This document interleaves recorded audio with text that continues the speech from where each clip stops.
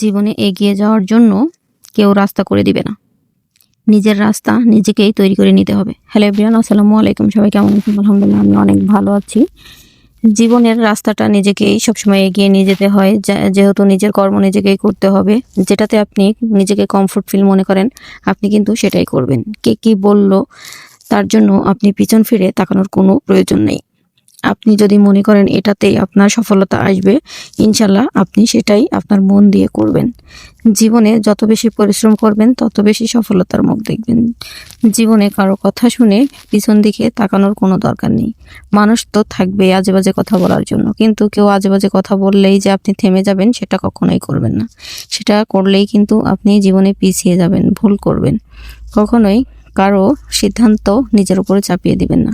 কেননা নিজে যেটা ভালো বুঝবেন অবশ্যই সেটাই কিন্তু করবেন। কেননা সবাই ভালো রাস্তা দেখাবে না, আপনার রাস্তা আপনাকেই খুঁজে নিতে হবে।